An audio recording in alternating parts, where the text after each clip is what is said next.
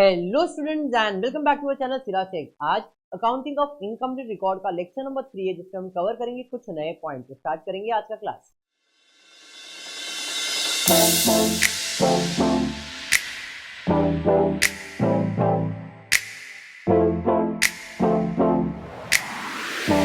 चलिए स्टार्ट करते हैं। क्वेश्चन देखते हैं क्या दिया है इस क्वेश्चन में, और अब तक के जो रिमेनिंग दो क्वेश्चन हमने किया उसमें फर्क किया है, जरा ध्यान देना। जो रिमेनिंग दो क्वेश्चन आपने किए थे उसमें और इसमें ये फर्क है कि पहले के क्वेश्चन में balance sheet, opening balance sheet दिया रहता था, हम उसे कॉपी पेस्ट करते थे। रिसीव पेमेंट होता था, रिसीव पेमेंट का दो इफेक्ट देते थे एंड देन एडजस्टमेंट सॉल्व करते थे, बराबर। इस क्वेश्चन में ओपनिंग बैलेंस शीट नहीं दिया बट उससे रिलेटेड इंफॉर्मेशन दिया है। तो सबसे पहला काम होगा ओपनिंग बैलेंस शीट प्रिपेयर करना।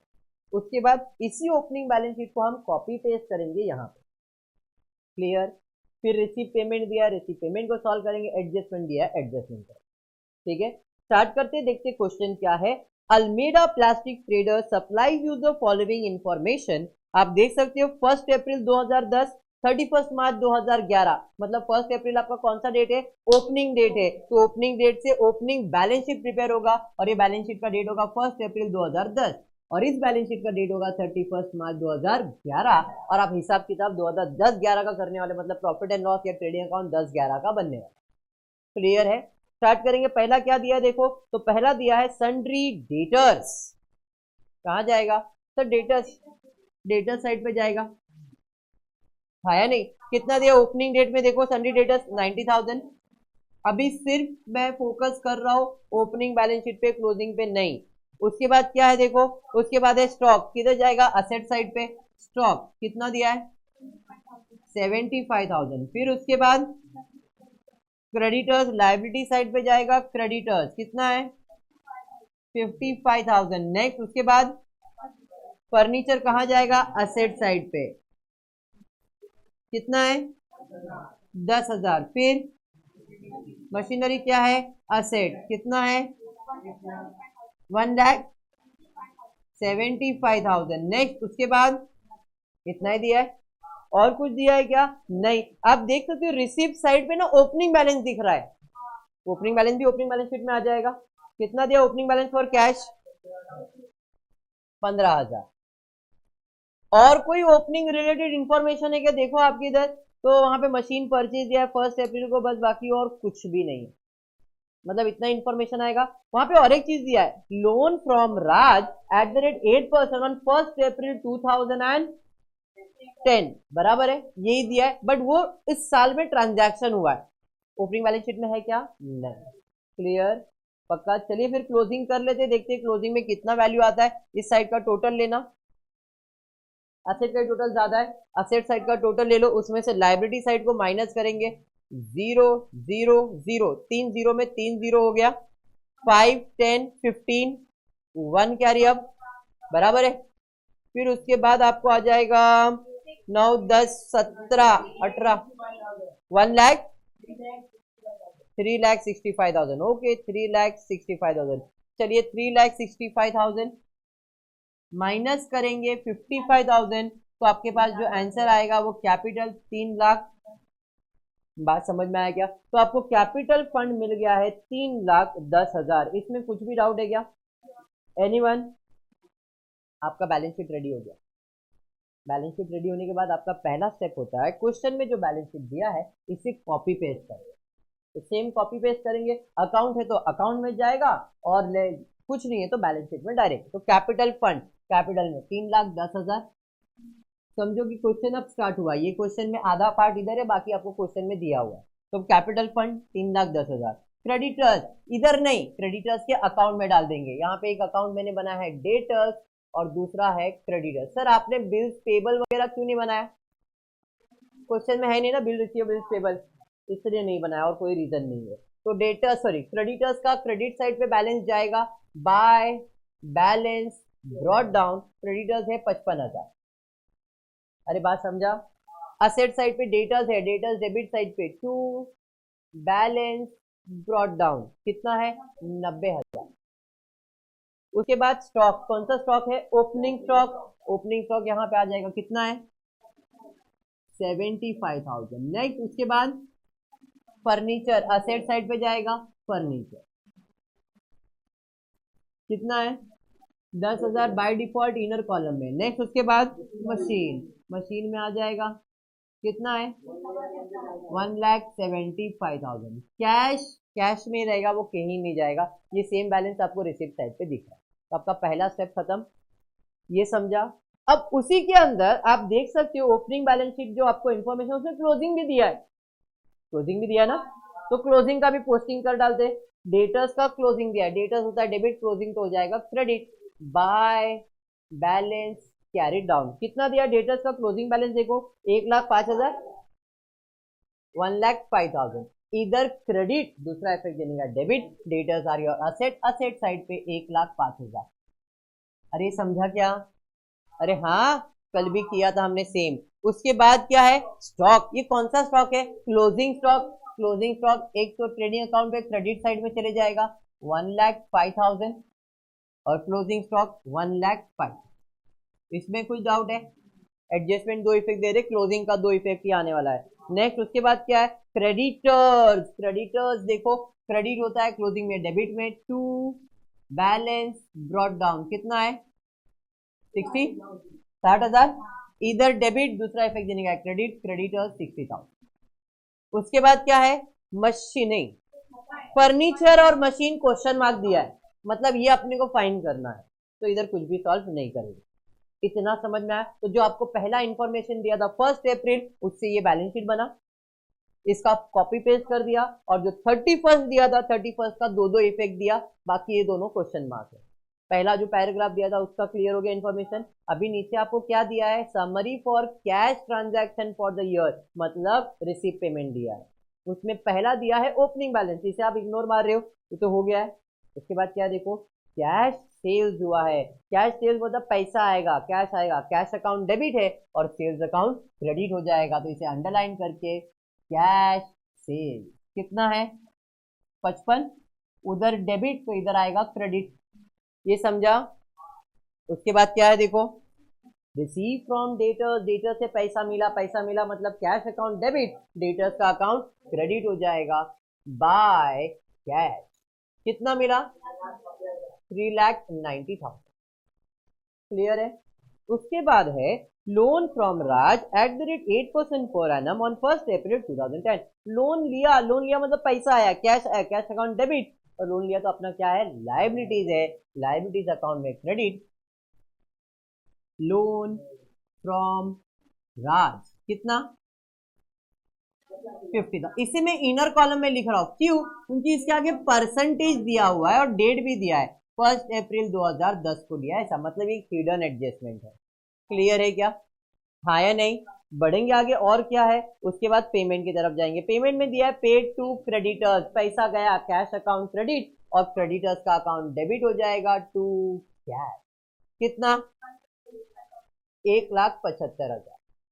चलिए ठीक है। उसके बाद क्या है वेजेस का खर्चा हुआ, वेजेस का खर्चा मतलब पैसा गया, कैश अकाउंट क्रेडिट है तो ट्रेडिंग अकाउंट डेबिट हो जाएगा टू वेजेस कितना है 80,000।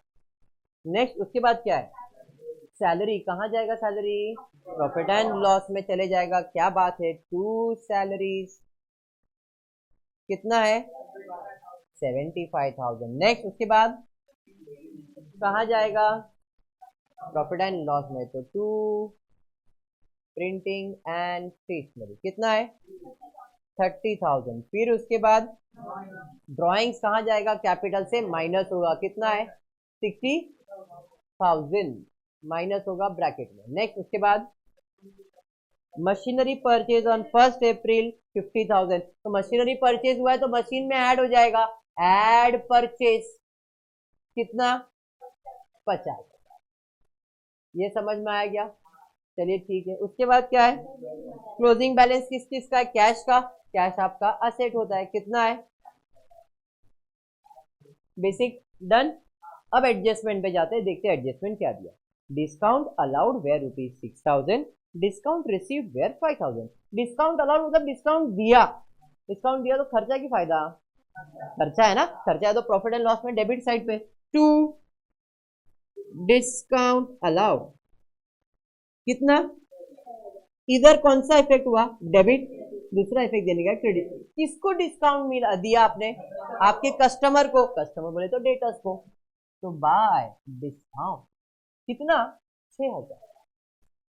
समझा ये, डिस्काउंट रिसीव हुआ, फायदा कि नुकसान, रिसीव हुआ तो फायदा, नुकसान कैसे हो गया, आर्यन चाले मत करो, बाय डिस्काउंट रिसीव कितना 5000, इधर क्रेडिट, दूसरा इफेक्ट देने का डेबिट, कौन डिस्काउंट देगा आपको, क्रेडिटर्स ना, तो वहां पे क्रेडिट तो यहाँ पे डेबिट में, टू डिस्काउंट रिसीव कितना 5000।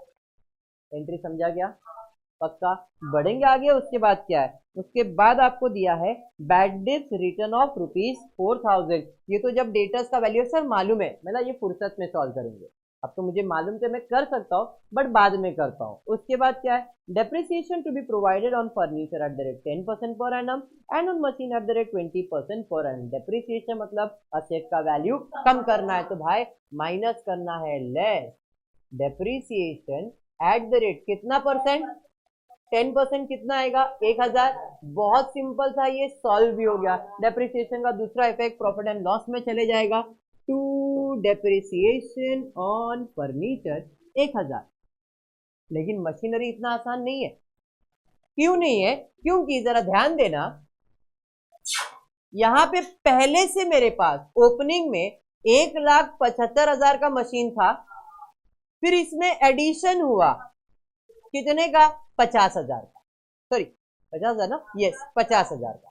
ये जो एडिशन हुआ वो कब हुआ है, 1 अप्रैल 2010 को, और ये मशीन कब से आपके पास, 1 अप्रैल 2010 से ही है, हाँ या नहीं, बराबर। तो दोनों मेरे पास अप्रैल से है, मतलब दोनों को मैंने कितना यूज किया है, 12 महीना 12 महीना। तो डायरेक्टली मैं कैलकुलेट कर सकता हूँ 0 0 0 5 12 और 2, तो 2,25,000 पे कितना परसेंट बोला है, कितना परसेंट डेप्रिसिएशन, 20% बोला है, तो डायरेक्टली। लेकिन अगर इसका डेट अलग होता तो जितने मंथ यूज किया उतने मंथ का डेप्रिसिएशन, जितने मंथ यूज किया उतने महीने का डेप्रिसिएशन, और फिर टोटल करते और माइनस करते, बात समझ में आया। तो 2,25,000 का 20% कैलकुलेट करना, 22,500 प्लस 22,500 45,000 आ जाएगा, बराबर है। तो डेप्रिसिएशन में less, depreciation at the rate 20% में 45,000, बात समझाइए, बराबर है। अब डेप्रिसिएशन मतलब असेट का वैल्यू कम होने वाला है, तो to depreciation on machine 45,000। Any doubt, पक्का क्लियर है यहाँ तक। बढ़ेंगे आगे, उसके बाद क्या दिया जरा देखो, आगे दिया है expenses include payment for 1,000 which is related to 11-12। Expenses देखो, कोई एक्सपेंसेस वगैरह दिख रहा है क्या अपने को, नहीं सर कोई एक्सपेंसेस तो दिख ही नहीं रहा है, दिख रहा है क्या, खाली एक ही एक्सपेंस मेरे को दिख रहा है, प्रिंटिंग एंड स्टेशनरी का एक्सपेंस, बराबर है। तो ये प्रिंटिंग एंड स्टेशनरी के ऊपर एडजस्टमेंट है, तो मैं क्या कर रहा हूँ, पहले तो इधर अभी एडजस्टमेंट आया है तो इसको पहले मैं इनर कॉलम में लिखता हूँ, यहां से हटा दिया मैंने क्योंकि एडजस्टमेंट देखा नहीं था, तो यहां पे लिखता हूं to printing and stationery expense कितना 30,000। अब एडजस्टमेंट में बोला है कि जो भी तुमने खर्चा किया ना, यहाँ पे जो भी आपको एक्सपेंस दिख रहा है इसके अंदर 1,000 11-12 का है। आप जो हिसाब किताब कर रहे हो वो कौन से साल के लिए कर रहे हो, 10-11 का, ये अप्रैल 2010, ये मार्च 2011, मतलब ये आपका करंट ईयर है। बट वो बोल रहा है कि जो खर्चा आपने किया है इसमें आपने 11-12 का भी खर्चा किया है, मतलब एडवांस ईयर हो गया, आने वाले साल का हुआ, मतलब प्रीपेड है। आउटस्टैंडिंग ऐड, आउटस्टैंडिंग ऐड, तो भैया आउटस्टैंडिंग ऐड होता है प्रीपेड लेस होगा, तो लेस प्रीपेड एडवांस में खर्चा कर दिया है कितना 1,000। पर ये एडजस्टमेंट है तो every adjustment have to effect, one debit and one credit. अब प्रीपेड का मतलब एडवांस में खर्चा है, तो एडवांस आपके लिए असेट है, तो प्रीपेड एक्सपेंस कितना 1,000। सिमिलरली वेजेस आउटस्टैंडिंग रुपीज कितना बोला है 5,500, बराबर है, वेजेस आउटस्टैंडिंग है, तो आउटस्टैंडिंग वेजेस, अब वेजेस के ऊपर भी एडजस्टमेंट है, तो ये अमाउंट बाय डिफॉल्ट कहां जाएगा, इनर कॉलम। आउटस्टैंडिंग ऐड करेंगे तो ऐड आउटस्टैंडिंग वेजेस कितना 5,500, बराबर है। अब ये देने का बाकी है तो ये आपका लायबिलिटीज है। लायबिलिटी साइड पे आउटस्टैंडिंग वेजेस, फटाफट इसलिए कर रहा हूँ क्योंकि ये बेसिक एडजस्टमेंट है जो आप इतने साल से करते आ रहे हो, इसलिए इन डिटेल इसको मैंने लिया नहीं। समझ में आ रहा है ना? आउटस्टैंडिंग मतलब बाकी है, ऐड करेंगे, दूसरा आपकी लायबिलिटीज है, लायबिलिटी साइड बेसिक खत्म। एक ही एडजस्टमेंट रह गया है, कौन सा? बैड डेब्ट्स का।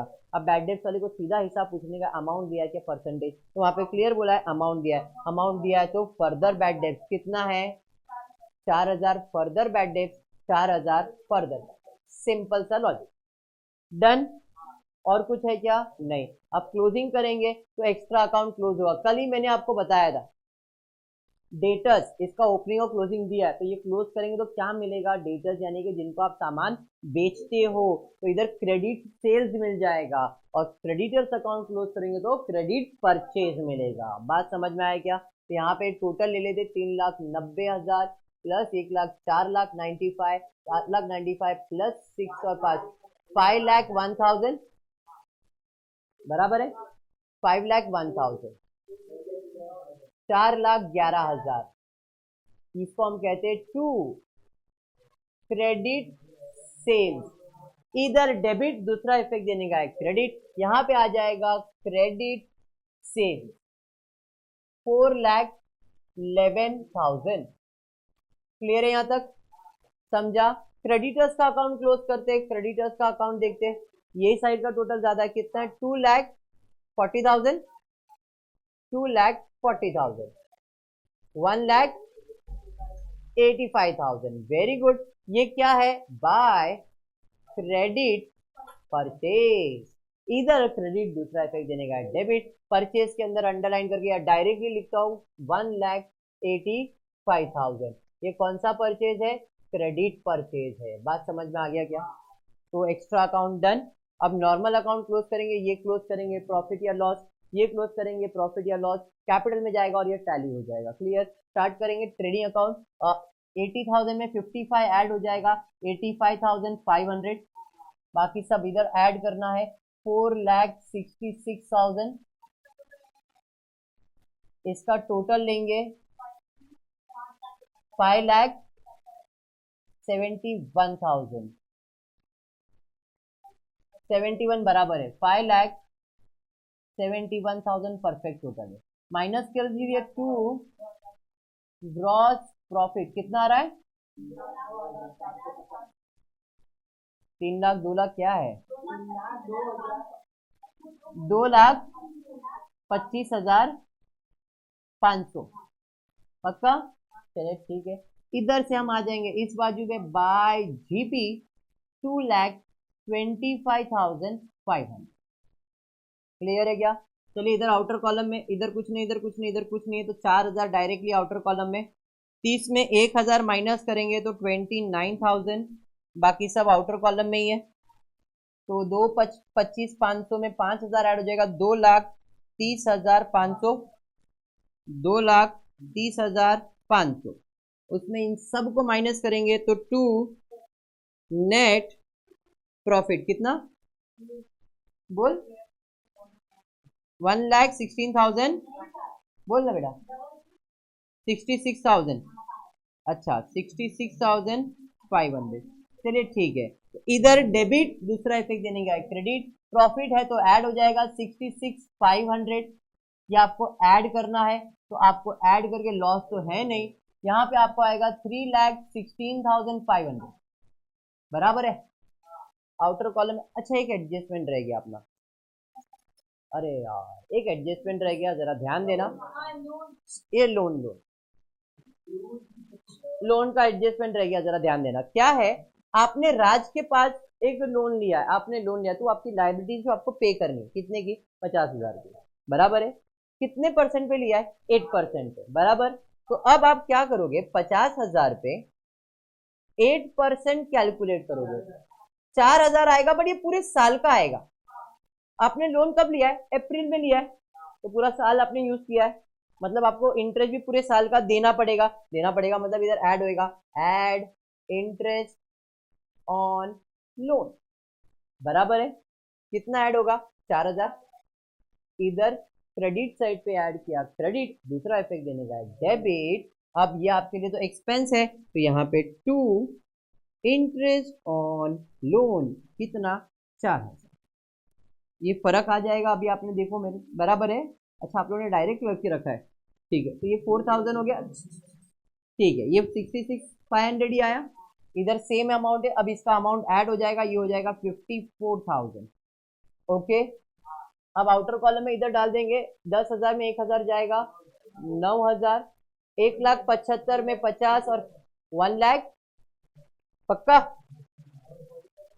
45 माइनस करेंगे ना बेटा, 2,25,000, 2,25,000 में 45 तो 1,80,000 बराबर आंसर है। डेटर्स में आरडीडी नहीं है, 4,000 माइनस होगा तो 1,01,000, बाकी अब टोटल करो 4,36,000। क्या बात है, इधर 4,36,000। समझ में आया क्या? देखो मैंने आपको अभी बेसिक्स कंप्लीट करवा दिया, इसके बाद जो लेक्चर होगा सिंगल एंट्री का थोड़ा सा लेवल बढ़ा दूंगा। अभी आपको कॉन्फिडेंस आ जाना चाहिए कि आपका स्टेप क्या है, कॉपी पेस्ट, फिर उसके बाद रिसीव पेमेंट का पोस्टिंग और एडजस्टमेंट के 2 इफेक्ट। क्लियर है? नेक्स्ट लेक्चर से लेवल बढ़ा दूंगा सिंगल एंट्री का, क्योंकि अभी बैक को भी ये टॉपिक है, बीकॉम को भी सेम टॉपिक है, तो लेवल थोड़ा सा हाई होने वाला है। ये जो सम मैंने, अरम ध्यान दे बेटा, ये जो सम मैंने करवाया ना, ये पिछले 4 साल से एग्जाम में आ रहा है। 2019 के एग्जाम में आया हुआ है, 2018 के एग्जाम में आया हुआ है, मतलब कोविड के पहले जब एग्जाम्स ऑफलाइन होते थे तो ये सम आपके बोर्ड एग्जाम में आ चुका है, मतलब सम इंपॉर्टेंट है। क्लियर है? आई होप आपको वीडियो पसंद आया रहेगा, तो प्लीज वीडियो को लाइक कर देना, फ्रेंड्स ग्रुप में शेयर करना और चैनल को सब्सक्राइब करना। Thank you for watching the video.